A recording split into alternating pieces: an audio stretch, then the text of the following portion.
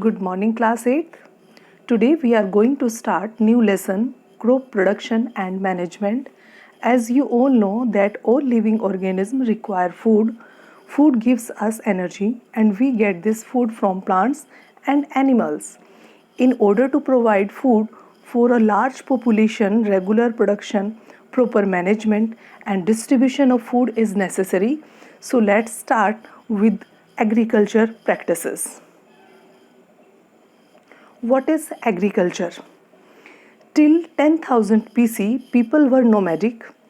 They were wandering in groups from place to place in search of food and shelter. They ate raw food and vegetables and started hunting for animals for food. Later, they could cultivate land and produce rice, wheat, and other food crops. Thus was born agriculture. लगभग 10,000 BC पहले तक जो इंसान था वो nomadic life जीता था. Nomadic means what? They were wandering in group from place to place in search of food and shelter. वो खाने की तलाश में और जगह रहने के लिए जगह की तलाश में एक जगह से दूसरी जगह भटकते रहते थे. और जो भी उनको मिलता था, रॉ फ्रूट्स, कच्चे फल, सब्जियां, यहाँ तक कि एनिमल्स को शिकार करके रॉ मीट भी इंसान ने खाना शुरू कर दिया था. बट उसके बाद में they could cultivate land and produce rice. जब पहली बार उसने खेती करना शुरू किया तो पहली बार राइस उगाया, वीट उगाया और दूसरी फ्रूट क्रॉप्स को उगाना शुरू किया. इस तरह से एग्रीकल्चर पहली बार सामने आया कि एग्रीकल्चर क्या होता है. Next, what is crop? When plants of the same kind are grown and cultivated at one place on a large scale, it is called crop. जब बहुत सारे प्लांट्स, एक ही फैमिली के प्लांट्स एक जगह पे बहुत लार्ज स्केल पे ग्रो किए जाते हैं, उसे क्रॉप कहते हैं.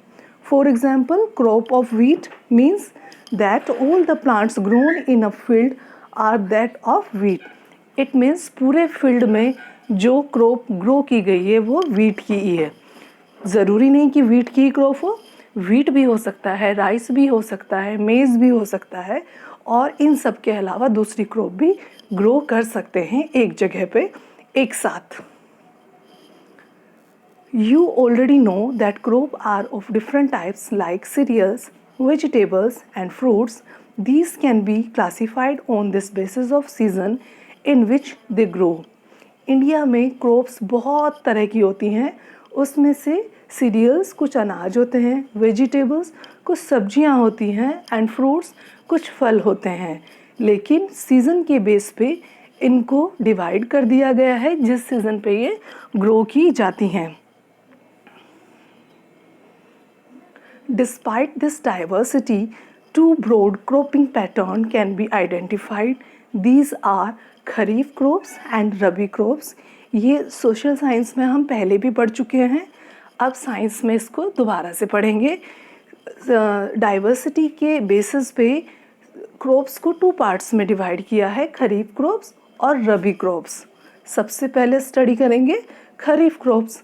The crops which are sown in the rainy season are called kharif crop. The rainy season in India is generally from June to September.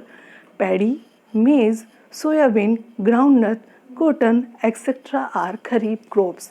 Kharif crops उन क्रॉप्स को कहेंगे जिनका सोइंग पीरियड, जिनको बोने का समय रेनी सीज़न है.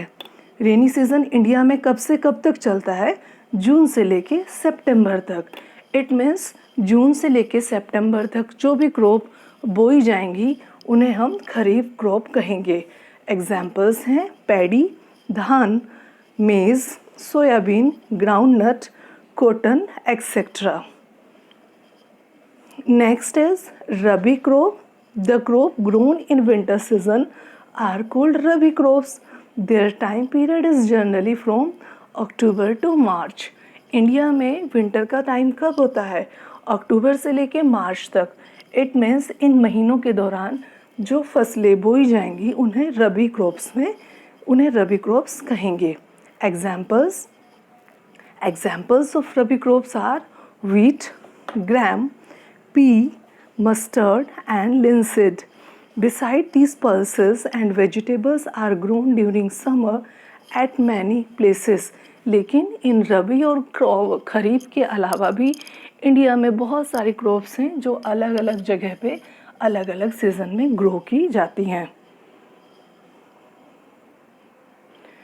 क्रॉप प्रोडक्शन को समझने के लिए हमें कुछ स्टेप समझने पड़ेंगे कि एक फार्मर कैसे अपने फील्ड को प्रिपेयर करता है क्रॉप के लिए और कैसे फसल को उगाने के बाद उसे स्टोर हाउस तक पहुंचाता है ताकि वो हम तक पहुंच सके।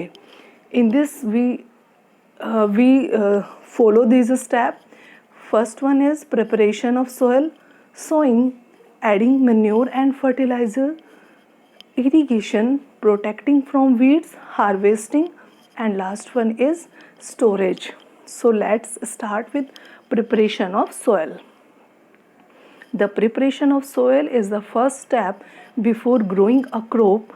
One of the most important tasks in agriculture is to turn the soil and loosen it. Preparation of soil crop को बोने के लिए सबसे पहला स्टेप है जो फॉलो किया जाता है। इसका मेन उद्देश्य है कि सोयल को, मिट्टी को लूज़ करना। This allow the root to penetrate deep into the soil. The loosened soil help in the growth of earthworms and microbes present in the soil. These organisms are friend of the farmer since they further turn and loosen the soil and add humus to it. Soil को loose करने की ज़रूरत क्या है? Loose करना इसलिए ज़रूरी है चिल्ड्रन क्योंकि जब एक बेबी प्लांट ग्रो करेगा और सोयल हार्ड है तो वो उसमें सही से पेनिट्रेट नहीं कर पाएगा, उसमें अंदर तक नहीं जा पाएगा, जिससे कि वो आगे ग्रो नहीं करेगा। अगर सोयल लूज़ है तो ईजीली बेबी प्लांट ग्रो करेगा। और दूसरा रीज़न ये है कि जो अर्थवर्म और माइक्रोब्स सोयल में प्रेजेंट हैं वो भी बेबी प्लांट के लिए ह्यूमस प्रोवाइड करेंगे। Next is preparation of soil. Here is the picture of plough. The process of loosening and turning of the soil is called tilling और ploughing. जिस process से सोयल को लूज़ किया जाता है उसे हम टिलिंग और प्लोइंग कहते हैं। इसके लिए दो टूल्स हमें आपको अपनी स्क्रीन पे दिखाई दे रहे हैं।